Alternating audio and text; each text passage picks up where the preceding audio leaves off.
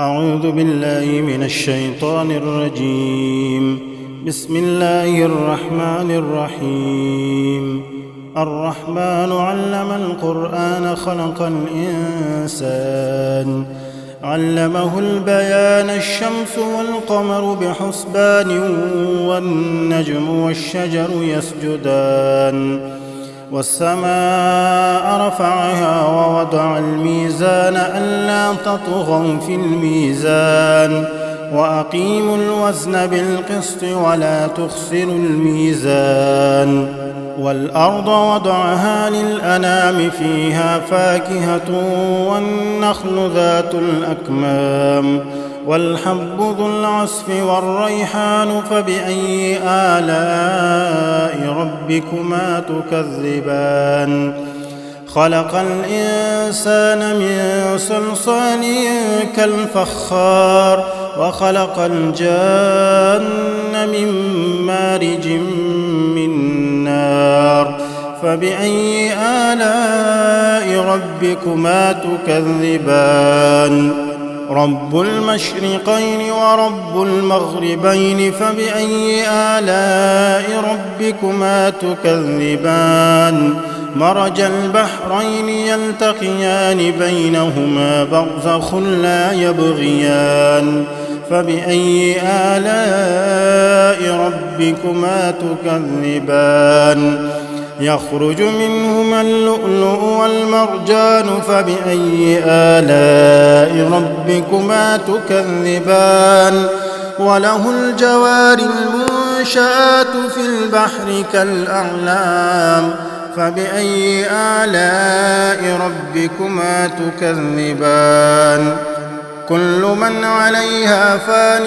ويبقى وجه ربك ذو الجلال والإكرام فبأي آلاء ربكما تكذبان يسأله من في السماوات والأرض كل يوم هو في شأن فبأي آلاء ربكما تكذبان سنفرغ لكم أيها الثقلان فبأي آلاء ربكما تكذبان يا معشر الجن والإنس إن استطعتم أن تنفذوا من أقطار السماوات والأرض فانفذوا لا تنفذون إلا بسلطان فبأي آلاء ربكما تكذبان يرسل عليكما شواظ من نار ونحاس فلا تنتصران فبأي آلاء ربكما تكذبان فإذا انشقت السماء فكانت وردة كالدهان فبأي آلاء ربكما تكذبان فيومئذ لا يسأل عن ذنبه إنس ولا جان فبأي آلاء ربكما تكذبان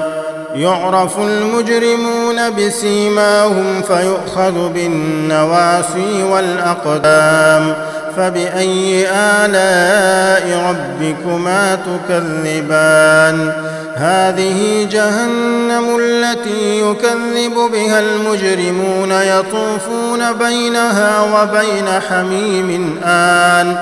فبأي آلاء ربكما تكذبان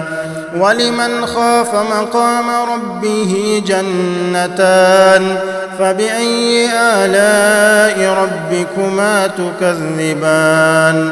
ذواتا أفنان فبأي آلاء ربكما تكذبان فيهما عينان تجريان فبأي آلاء ربكما تكذبان فيهما من كل فاكهة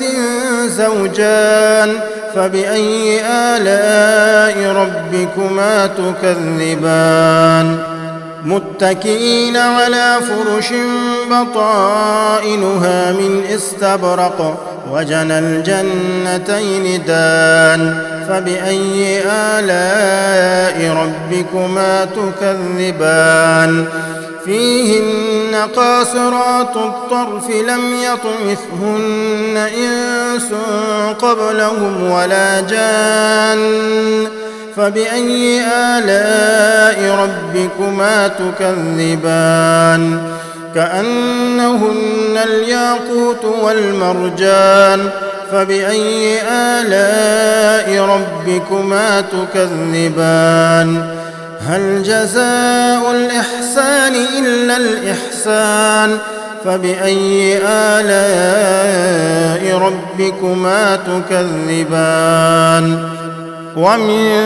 دونهما جنتان فبأي آلاء ربكما تكذبان مدهامتان فبأي آلاء ربكما تكذبان